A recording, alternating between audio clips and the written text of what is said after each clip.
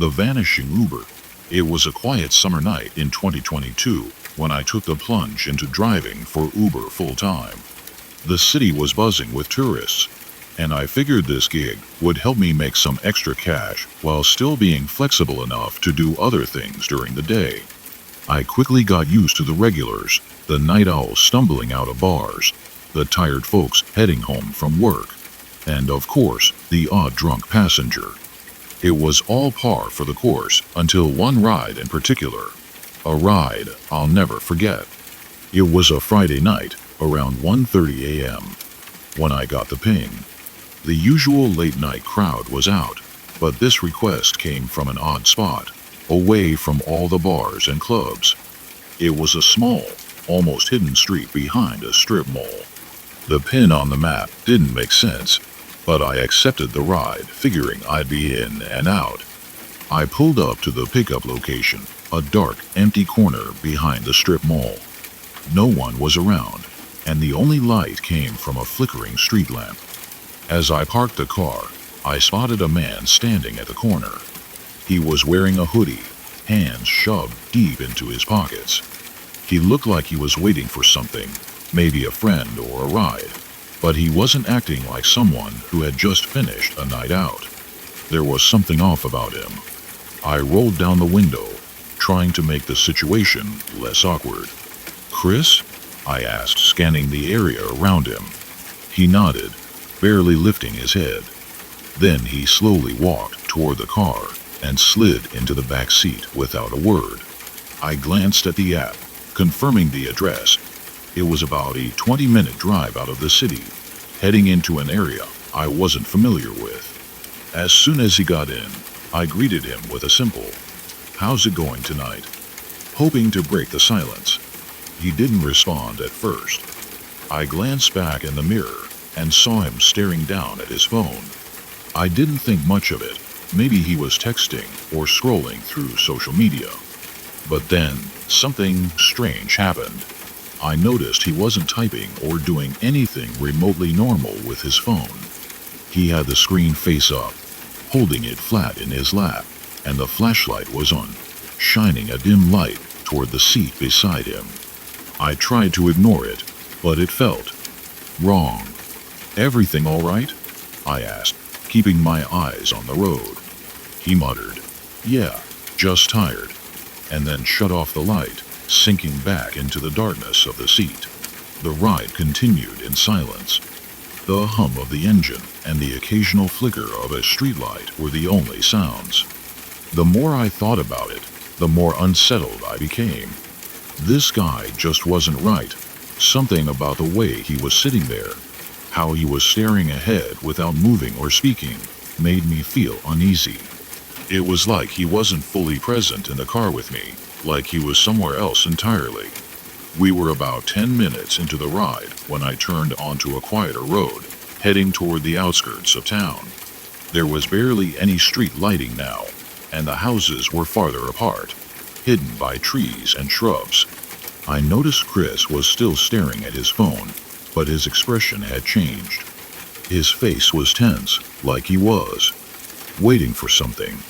I wasn't sure if he was just tired or if he was preoccupied with something else, but at that moment, the hair on the back of my neck stood up. I couldn't shake the feeling that I was being watched, even though he hadn't looked at me directly.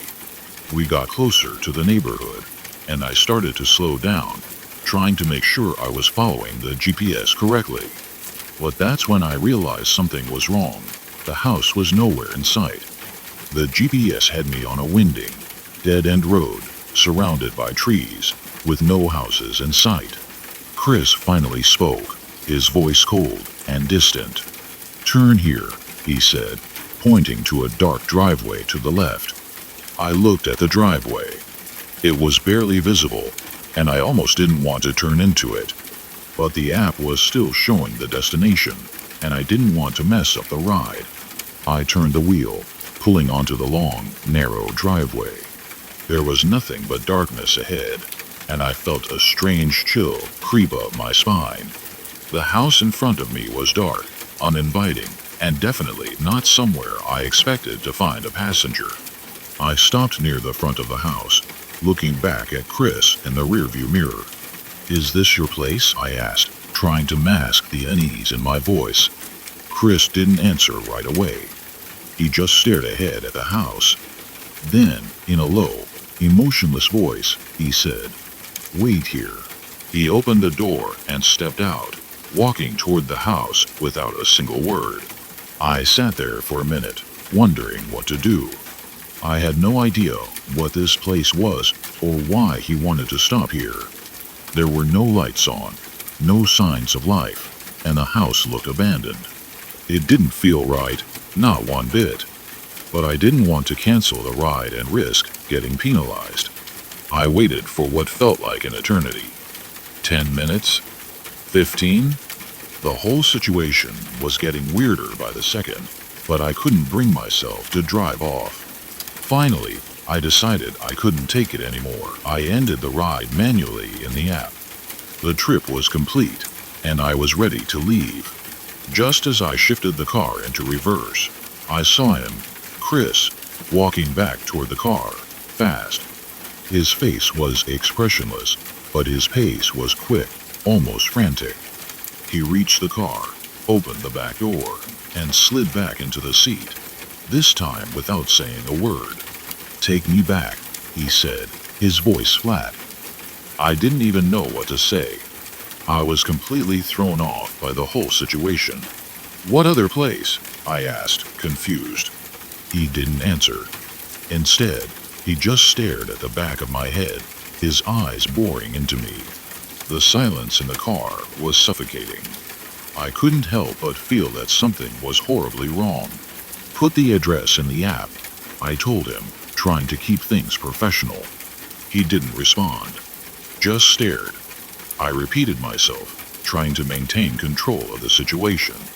But he didn't answer. "Take me back to where you picked me up," he finally muttered. I had no choice.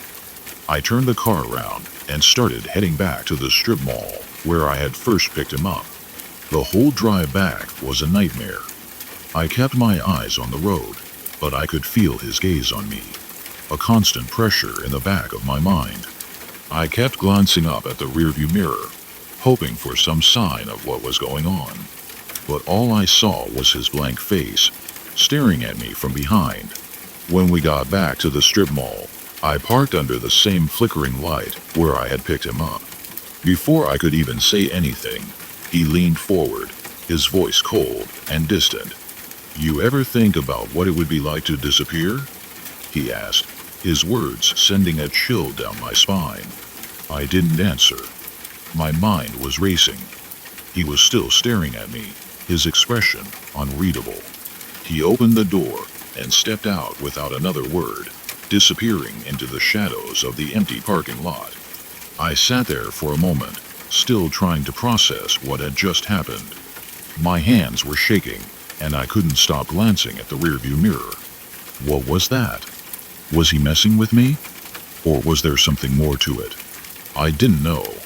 I didn't want to know. As I drove home that night, I kept looking over my shoulder, convinced that I wasn't alone. Every shadow seemed to hide something. Every flickering street lamp seemed to be warning me. When I got home, I checked the trip details again, just to make sure I wasn't imagining it. But that's when I saw it. The ride had been wiped from the system. There was no name, no ride history, no record of it at all. I contacted Uber support immediately, but they told me the ride details were unavailable. They said it sometimes happens if the app crashes or if a rider cancels midway. But I knew what I saw. I knew what I heard. And I'll never forget the way Chris looked at me, the coldness in his eyes, and the strange things he said.